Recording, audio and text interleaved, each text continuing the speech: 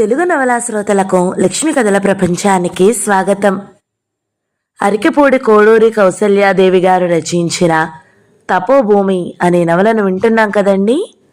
ఈరోజు ఈ వీడియోలో మనం పార్ట్ 4 వినేద్దామండి.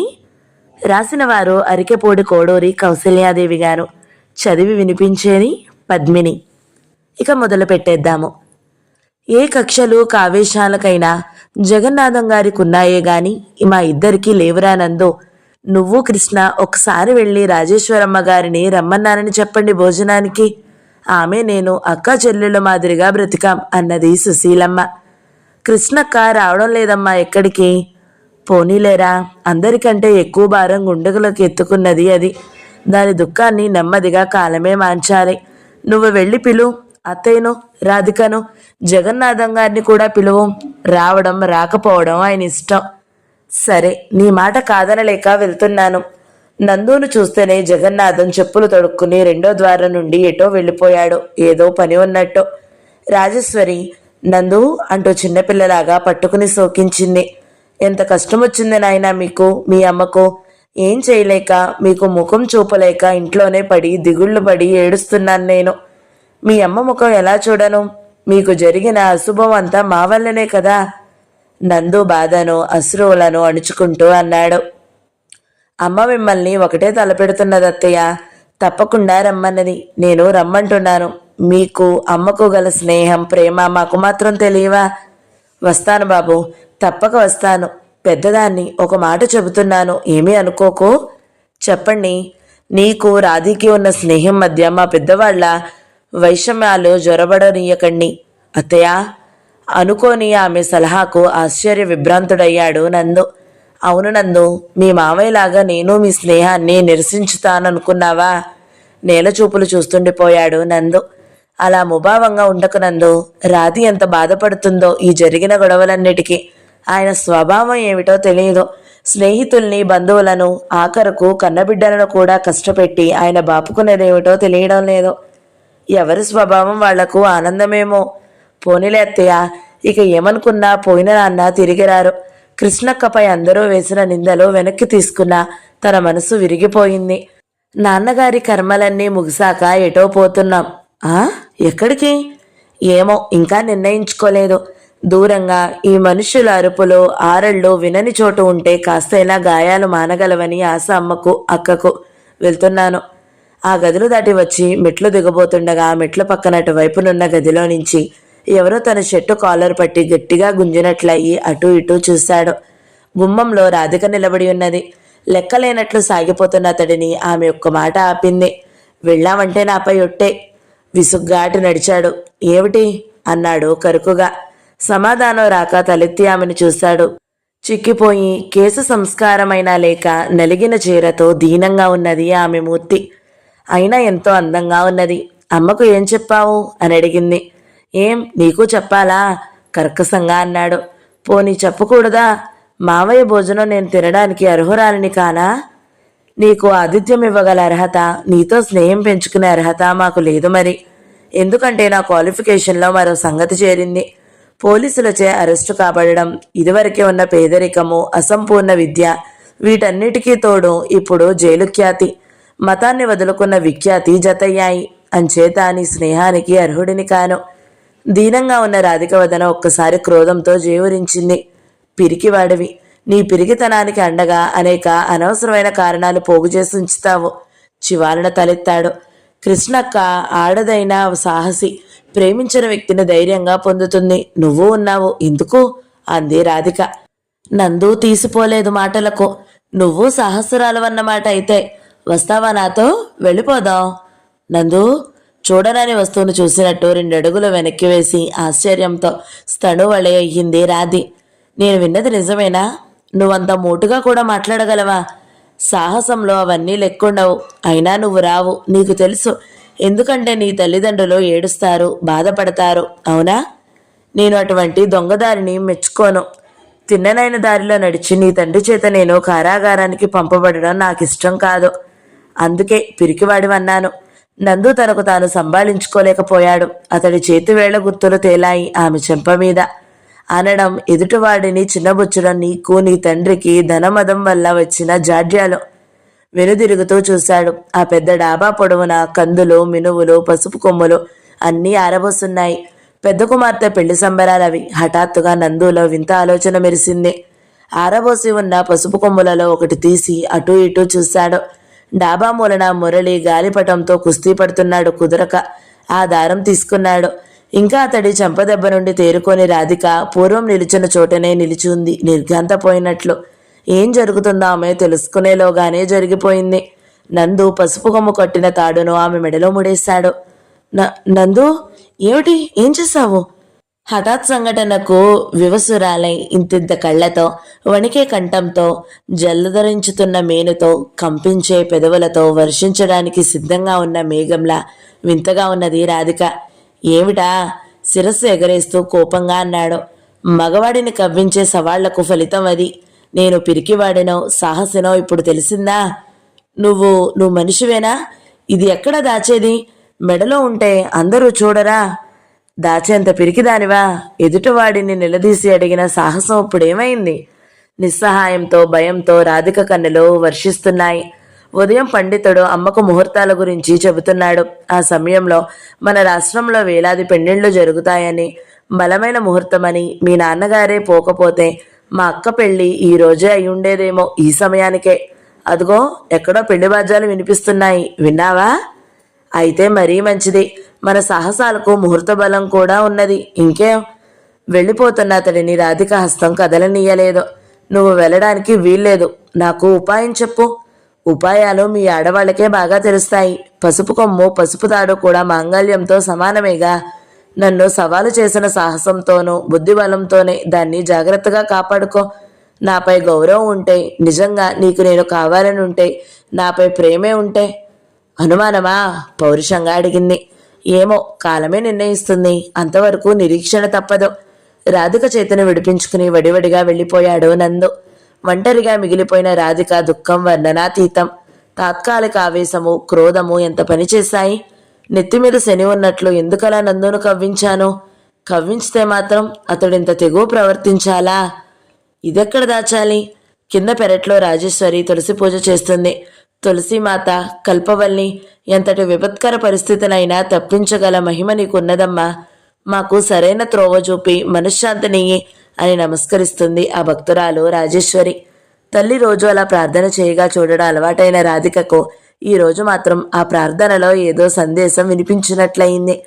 పూజ పూర్తయి తల్లిలోనికి నిష్క్రమించగానే తాను నెమ్మదిగా వెళ్ళి అక్కడ మూగ ప్రార్థన చేసింది. అక్కడ ప్రసాదం ఉంది, తీసుకోరాది? లోనికి పోతూ పోతూ తల్లన్నది. అలాగే తల్లి, అమ్మకి నీపై ఎంతో విశ్వాసం. నీవే నిజమైతే నన్ను కాపాడు. నందును నా వాడిగా చేయి. ఈరోజు జరిగిన దానికి అంతకు సాక్షివి నీవే తులసిమాత. మెడలో నందు వేసిన బంధాన్ని తీసి ఆ తులసికి అర్పించింది. ఈ మాంగళ్యానికి నీవే రక్ష. నీ చెంతనే ఉంచుకో.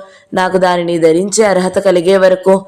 ఆఫీస్కి వెళ్లే ప్రయత్నం ఏమీ లేక బద్ధకంగా పడుకుని ఉన్న కృష్ణ గదిలోకి ఎవరో రావడం గమనించి కనులు తెరిచి చూసింది. నువ్వా రాది? రా. కృష్ణ మంచం దగ్గరే కుర్చీలో కూర్చున్నది రాది. కృష్ణ మరలా అలసిపోయినట్లు కనుల మీద మోచేయి ఆచారించుకుని పడుకున్నది. రాధిక చుట్టూ చూసింది. పరిసరాలలో ఎవ్వరూ లేరు. లేచి కృష్ణ పాదాల చెంత సెయ్య మీదనే కూర్చుంటూ కృష్ణక్క అంది. కృష్ణ పలకలేదు. అక్క, కనుల మీద నుండి చేయి తీయకనే అన్నది కృష్ణ. నాకు తెలుసు రాది, నువ్వెందుకొచ్చావో, ఏం అడగబోతున్నావో. రాధిక మాట్లాడలేదు. కానీ ఆమె కంటినీరు కృష్ణ పాదాలను అభిషిక్తం చేస్తోంది. ఏడుపెందుకు రాది? నీ అక్క మరణించలేదు, బ్రతికే ఉంది, నీతో మాట్లాడుతుందిగా. ఈ మాటలు విని రాధిక మరింత కుమిలి కుమిలి ఏడ్చింది. అక్క, నీకు భయంగా లేదా? బాధగా లేదా? నిర్జీవంగా నవ్వింది కృష్ణ.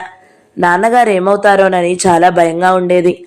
అమ్మ అవస్థ చూడలేక, ఇటు నేను ఆఫీసులో తరగని చాకరీ చేయలేక చాలా బాధపడేదాన్ని. ఇప్పుడు నాన్నగారు దేవుడిని చేరుకున్నారు. ధనవంతరాలను అవుతున్నాను గనక ఉద్యోగ భారపు బాధ లేదు. నేను తెగించిన దాన్ని, మోహపు ఘటాన్ని అనే బిరుదులు పొందాను గనక ఆనందించాలేమో. ఒక్కసారిగా మాటలు ఆగిపోయి దుఃఖం పెళ్ళుబీకింది కృష్ణకు. రాధిక ముఖాన్ని రెండు చేతులతో కప్పుకుని బోరమన్నదొక్కసారి. ఊరడించేవారెవరూ లేనప్పుడు దుఃఖం ఒక్కొక్కప్పుడు తనంతట తానే ఉపశమనమిస్తుంది. దైవం మన ఆలోచనలకు ఎప్పుడూ భిన్నంగానే ప్రవర్తిస్తాడేమో రాధిక. నాన్నగారు పోయినందుకే ఏడవనా? లోకులను మించి సొంతవారే విసురుతున్న విమర్శ దూషణలకే చావనా? అంటూ లేచి కూర్చుని కొంగుతో పదే పదే కనులు ఒత్తుకోసాగింది.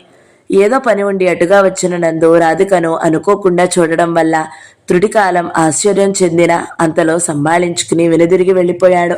బయట వరండాలో ఆగి అతడు చెప్పులు తొడుక్కోవడము, వీధిలోకి వెళ్ళిపోవడము, వెళుతూ వెళుతూ తిరిగి తనను ఒకసారి తిరిగి చూడడము అంతా కిటికీలో నుంచి రాధిక గమనిస్తూనే ఉంది. కృష్ణ దేవాంతకురాలు అంతా క్షణంలోనే గ్రహించింది. అదేమిటి రాధి, నందు నువ్వు ఏమైనా పోట్లాడుకున్నారా అంటూ పరిశీలనగా రాధిక కన్నులలోకి చూసింది. రాధిక తలవాల్చుకున్నప్పటికీ ఆ వదనంపై సంచరించుతున్న నీలి నీడలు కృష్ణకు స్పష్టంగా కానవచ్చాయి. వాడు నీతో మాట్లాడడం లేదా? కృష్ణ రెట్టించింది రాధికను పరీక్షగా చూస్తూ. మాటలకు స్నేహాలకు అన్నిటికీ అర్హతలు కావలసిన ప్రపంచం కదా అక్క ఇది. నా ప్రశ్నకు సూటి సమాధానం అది కాదు. ఈ వితండవాదం నందుదా నీదా? చెప్పు రాధి, కనీసం ఇది చెప్పు. మీ పోట్లాటకు కారణం నేను కాదంటే నాకు తృప్తి. అబద్ధం చెప్పలేను. ఓహో, దీర్ఘంగా విశ్వసించింది కృష్ణ. ఎందరి జీవితాలకు అడ్డుగోడనయ్యాను నేను. నా ఆశయం ఆదర్శాలు ఎందుకిలా నా మనశ్శాంతిని దోచుకుంటున్నాయి? ఆవేశపడకక్క, మా మధ్య నీ గొడవ ఏమీ లేదు. మా నాన్నగారిదే కదా అపరాధమంతా. నందు కోపానికి అర్థముంది. ఓహో, అయితే వాడే నీతో కయ్యం పెట్టుకున్నాడన్నమాట. నేను అడుగుతాను గాని మీ నాన్నగారి మీద ద్వేషం పెంచుకోకరాది. ఆయన సంతానం కావడం మీ అదృష్టం. అక్క, నువ్వేనా? ఆశ్చర్య విప్పారిత నేత్రాలతో కృష్ణను ఎవరో కొత్త మనిషిలాగా దిగ్భ్రమతో చూడసాగింది రాధిక. నేరసాహసంతో జవాబిచ్చింది కృష్ణ. నేనే అంటున్నాను రాధి, సంతానానికి చక్కటి జీవితము భవిష్యత్తు ఏర్పరచాలనే తండ్రిలో నిజంగా గొప్పవారనిపిస్తుంది.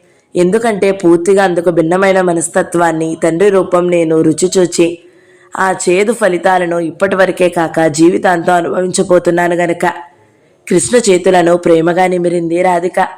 ఇందుకే నీతో మాట్లాడాలని, నీ నుంచి ఎన్నో తెలుసుకోవాలని నేను అనుకుంటున్నాను కృష్ణక్క.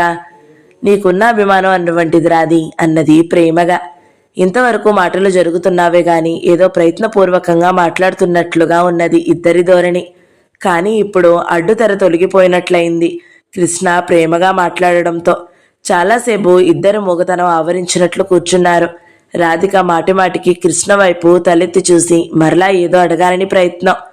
హఠాత్తుగా నిశ్శబ్దాన్ని ముందు రాధికే ఛేదించింది. అక్క, నా మనసు ఏడుస్తుంది. నాకేమీ శాంతంగా లేదు. నువ్వు మా అందరికీ దూరంగా వెళ్ళిపోతున్నావంటే.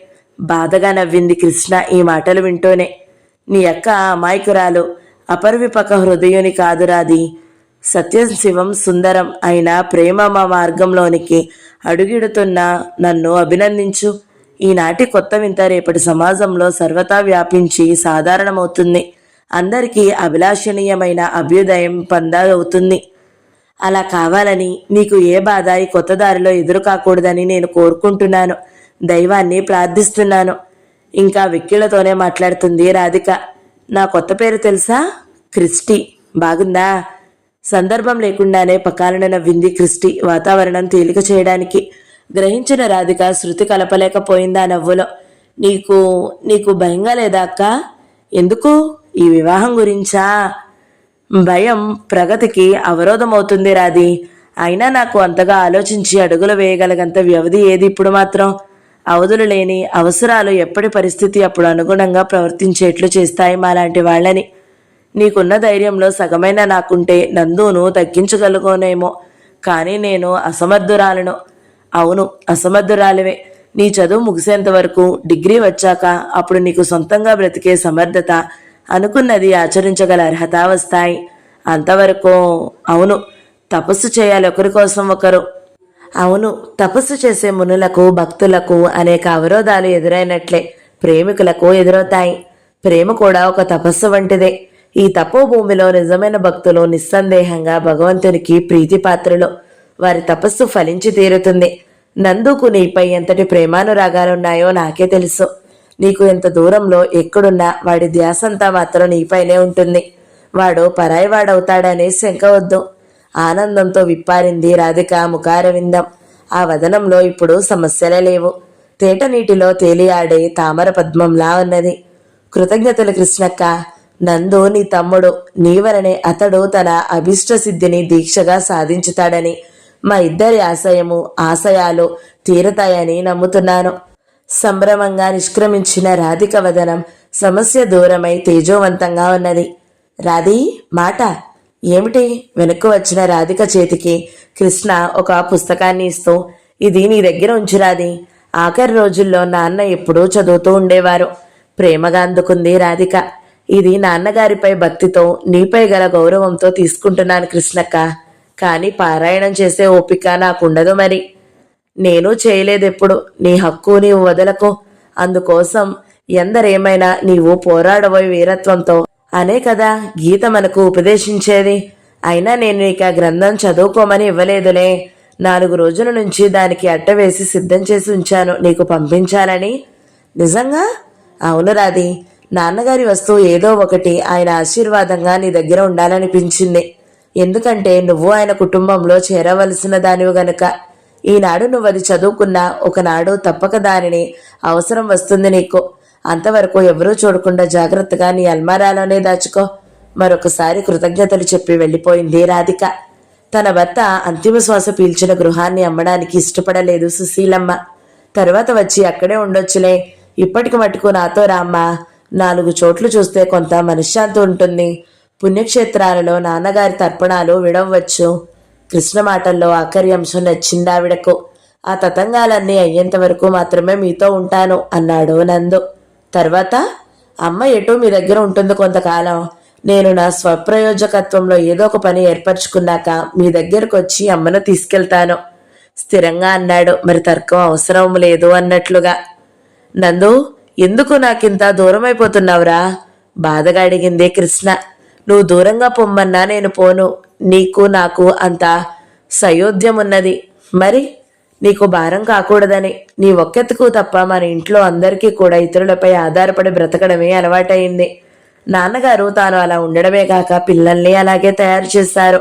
ఇప్పుడు ఆయన ఎందుకురా అనుకోవడం? సుశీలమ్మన్నది. ఉన్నమాటేగా, పర్వాలేదు. బాధ్యతలను ఇతరులకు వదిలి జేఫర్వాగా బ్రతుకుతామనేది తన వారసత్వ హక్కుగా భావించారు జ్యేష్ఠ సోదరులు. నేను ఆ పట్టికలో చేరదలుచుకోలేదు, చార్లెస్ కల్పించుకున్నాడు. మిస్టర్ నందు, నా మీద ఏమీ కోపం లేదుగా? నందు ఒక్కసారిగా చార్లెస్ను ప్రేమగా ఆలింగనం చేసుకున్నాడు. మా అమ్మ చిన్నప్పటి నుండి ఆధ్యాత్మికత అలవరించింది, కానీ పెరిగే కొలది సమస్యలను చూసి దైవం ఉనికినే అనుమానించాను. నాకు దైవం మీ రూపంలో కనిపించాడు. ప్రేమమూర్తి అయిన మా అక్కకు తగిన భర్త మీరు లేకుంటే నాన్నగారి మరణానికి ఈ స్వార్థ ప్రపంచం ఎన్ని రంగులు పులిమి మమ్మల్ని ఇంకా ఎన్ని బాధలకు గురి చేసుండేదో. ఈ రుణం మేము జన్మజన్మలకు తీర్చుకోలేము. అంత పెద్ద మాటలు వద్దు మిస్టర్ నందు. నాకంటే పెద్దవారు. మిస్టర్ వదిలి నందు అనండి చాలు, దూరం తగ్గుతుంది. ఇద్దరు హాయిగా నవ్వుకున్నారు. కృష్ణ శృతి కలపగా, క్రిస్టి మతం మార్చుకున్నందుకు మీ అమ్మగారిలాగా మీకేమీ కోపం లేదుగా? నన్ను నమ్మండి, అటువంటిదేమీ లేదు. భార్యాభర్తలు ఒక తాటిపై ఒక మాటపై నడవాలన్నదే నా ఉద్దేశం కూడా. అందుకు ఎన్నో విషయాల్లో అక్క మీకోసము, మీరు అక్క కోసము మారడం అవసరం. మీకు మీ ఇద్దరి తర్వాతనే మిగిలిన ప్రపంచము, మనుషుల ప్రసక్తిను. అమ్మకు అది అక్షరాస్యత లేనందువలన కలిగిన అజ్ఞానం, అంతే. అది కాదురా నందు, నా అభిప్రాయం. సుశీలమ్మ మాటలను పూర్తి కానీలేదు నందు. తెలుసమ్మా, కానీ నువ్వు ఒకటి గ్రహించాలి. ఈనాడు నువ్వు నీ వంటి అభాగికులను భర్త మరణాంతరం కూడా ఇలా బ్రతుకుతున్నారంటే ఆ భిక్ష ఆ మతానిదే.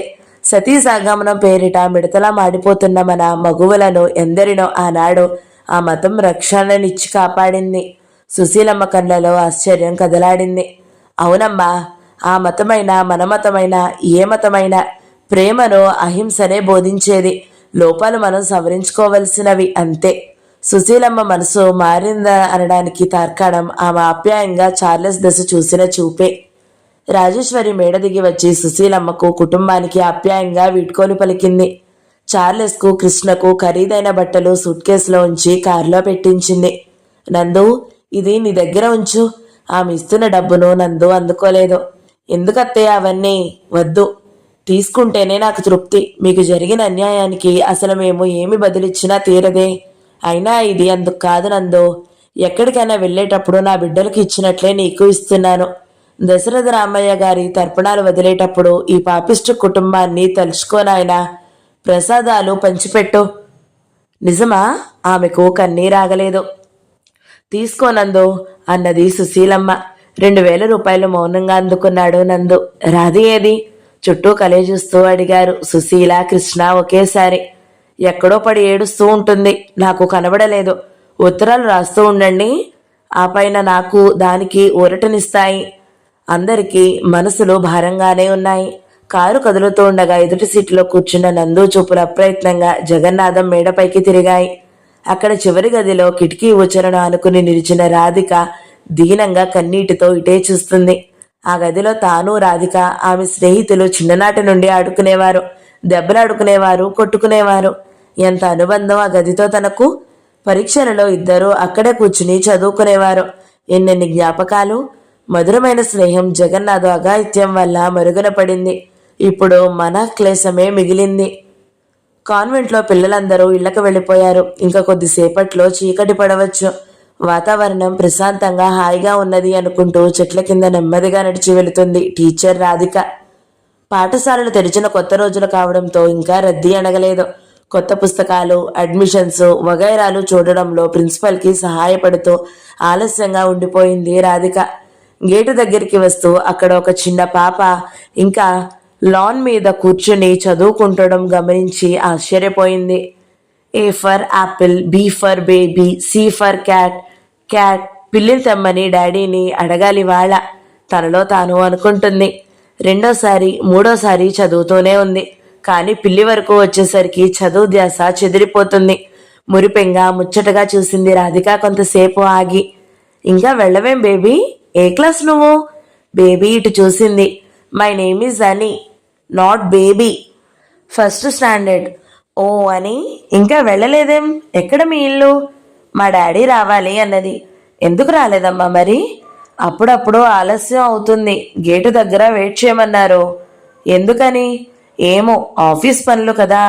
అలాగా, పోనీ లోపల కూర్చోరా, డాడీ వస్తే ఎదుట కనబడాలి. కానీ చీకటి కూడా పడింది, ఇక్కడ ఒక్కెత్తవు వద్దు అంటూ చౌకీదార్ను పిలిచి పాపను తండ్రి వచ్చి తీసుకుని వెళ్లే వరకు చూస్తూ ఉండమని చెప్పింది రాధిక. గేటు దాటి వెళ్లి రిక్షా మాట్లాడుకుంటుండగానే అని కోసం కారు రావడము, ఆమె అందులో వెళ్ళిపోవడమో జరిగింది. ఆ రోజు నుండి అప్పుడప్పుడు ఆ అమ్మాయిని పరిశీలనగా గమనించేది రాధిక. ఏమిటమ్మా, చాలాసార్లు నువ్వు ఆలస్యంగానే వెళ్తున్నావు ఇంటికి అన్నది మరోనాడు మరలా అలాగే నిరీక్షిస్తున్నా నీని చూసి. మీరు చాలాసార్లు ఆలస్యంగానే వెళ్తారండి, పాపం మీకు అమ్మ లేదా ఎదురడిగింది అని. రాధిక మనసు కరిగిపోయింది. మీ అమ్మ లేరా? మరి ఇంట్లో ఇంకా ఎవరుంటారు? ఎవరూ ఉండరు, డాడీ వచ్చి తలుపు తీయాలి. అలాగా, ఏం పని చేస్తారు మీ డాడీ? ఆఫీసులో.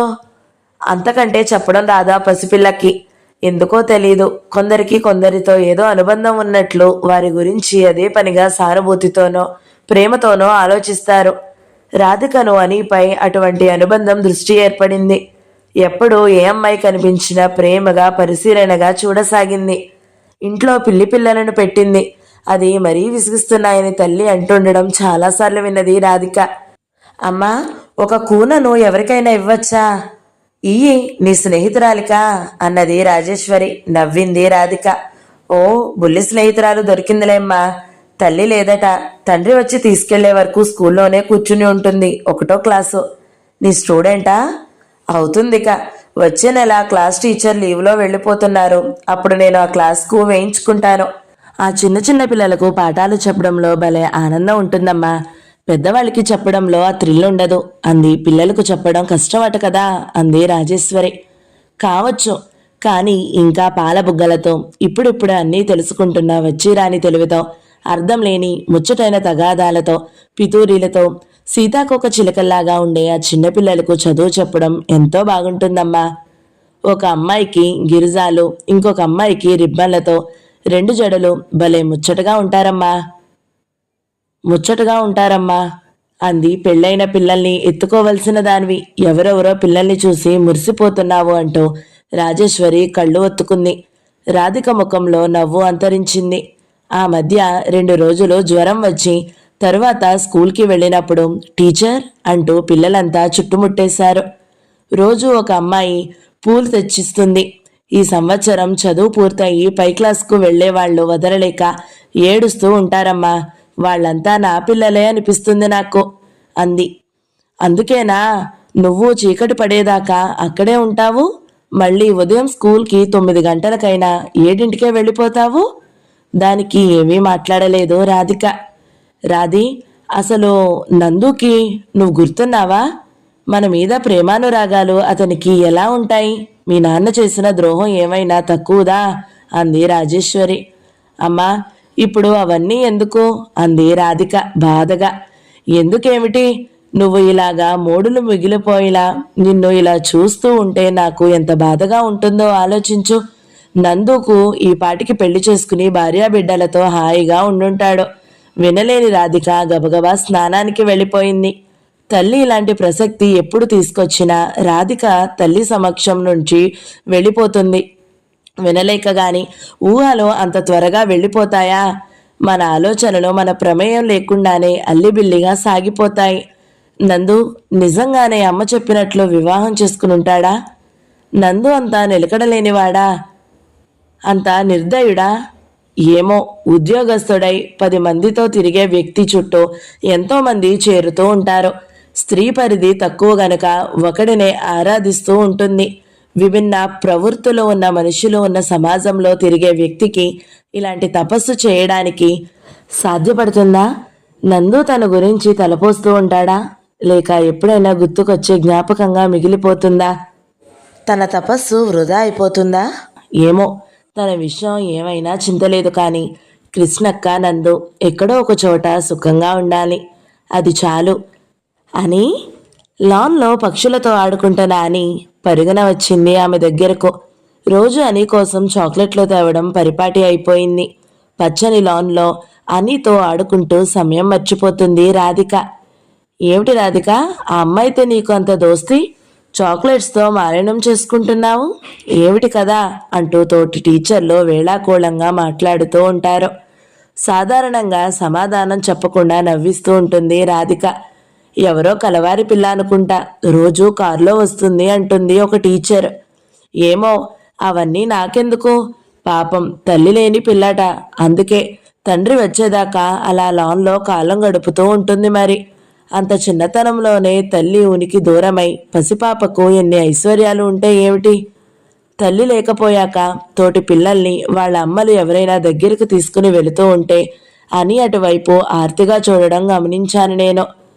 ఓ, అయితే నువ్వు అమ్మాయికి గాడ్ ఫాదర్ అన్నమాట అంది ఓ టీచర్. మౌనం వహించింది రాధిక. ఎంతో గంభీరమైన విషయాలను వీళ్ళు ఇంత తేలిగ్గా ఎలా మాట్లాడగలుగుతారు అనుకుంది. ఆ రోజు నుంచి 1వ తరగతి పిల్లలకు పాఠాలు చెప్పడం ప్రారంభించింది రాధిక. మరికొంత సమయం అనితో గడపబోతున్నందుకు చాలా సంతోషంగా ఉంది. తన క్లాసులోకి ప్రవేశించగానే అని కళ్ళల్లో కనిపించిన ఆశ్చర్యం చూసి నవ్వుకుంది. హాజరు పట్టీలో పేరు చూస్తూనే విపరీతమైన ఆశ్చర్యానికి లోనైంది రాధిక. అని పేరు అని కాదు, అన్నపూర్ణ, మీ నాన్నగారి పేరేమిటో అని కుతూహలంగా అడిగింది రాధిక. డాడీ గర్వంగా చెప్పింది అని. డాడీ కాదు, ఇంకొక పేరు ఉంటుంది కదా. సమాధానం తెలియక దిక్కులు చూసింది అని. సరే కూర్చో అంది రాధిక. క్లాస్ అయిపోయిన తరువాత అనితో చెప్పింది. మీ ఆ పిల్లి పిల్ల కావాలన్నావుగా, మా ఇంట్లో ఉందని. వద్దు టీచర్ అంది అని. ఏం? తెల్లబోతూ అడిగింది రాధిక. మరి మా డాడీ ఎవరు ఏమిచ్చినా తీసుకోవద్దు అన్నారు టీచర్ చెప్పింది. నేను ఇచ్చినా కూడానా? కొంచెం సేపు ఆలోచించింది అని. ఏముంది టీచర్, మా డాడీని అడిగి చెప్తాను అంది అని. మర్నాడు రాధికను చూడగానే పరిగెత్తుకుంటూ వచ్చింది టీచర్ అంటూ. మరే టీచర్, పిల్లి పిల్లను వాళ్ళ మమ్మీ నుంచి దూరం చేయొద్దని చెప్పమన్నారు డాడీ. నాకు వద్దు అంటూ మొహం చిన్నపుచ్చుకుని చెప్పింది. అవునా, సరే, మీ డాడీ చాలా మంచివారు అంది రాధిక. ఆ మేడం, మీరు మా డాడీ పేరు అడిగారు కదా, మా డాడీ పేరు నందగోపాల్ చెప్పింది అని. ఆశ్చర్యంగా చూసింది. ఏమైంది టీచర్? ఆహా, ఏమీ లేదమ్మా. ఆ రోజంతా అన్యమనస్కంగానే ఉంది రాధిక. స్కూల్ రిజిస్టర్లో అని ఇంటి పేరు చూడాలనుకుంది. టీ అని ఉంది రిజిస్టర్లో. అదైతే నందగోపాల్కి సంబంధించినది కాదు. కావాలంటే అడ్మిషన్స్ రిజిస్టర్ చూడొచ్చు, కానీ అంత కుతూహలం ప్రదర్శిస్తే నలుగురు ఏమనుకుంటారో ఆ పని చెయ్యొద్దు అనుకుంది. కానీ లోపల కుతూహలం ఆగడం లేదు. ఆఫీస్ రిజిస్టర్స్ ఎవరికీ తెలియకుండా వెతికి చూడడం అంత తేలికైన పని కాదు. ఆ రోజు నుంచి కాస్త ఆరాగా చూడడం మొదలుపెట్టింది రాధిక. అని కాన్వెంట్కి వచ్చే సమయాలు, వెళ్లే సమయాలు కారులో డ్రైవర్ ఉంటాడు, వెనుక సీట్లో ఎవరో ఉంటారు, సరిగా కనిపించదు. అని ముఖంలోకి పరీక్షగా చూడడం మొదలుపెట్టింది. తనకు తెలిసిన రూపురేఖల విలాసాలు కనిపిస్తాయేమోనని, కానీ ఏమీ గ్రహించలేకపోయింది. ఏమిటి రాది, ఈ మధ్య మరీ ముభావంగా మందగుడిగా ఉంటున్నావు, ఏమైంది అని తల్లి ఎన్నోసార్లు అడిగి సరైన సమాధానాన్ని పొందలేకపోయింది.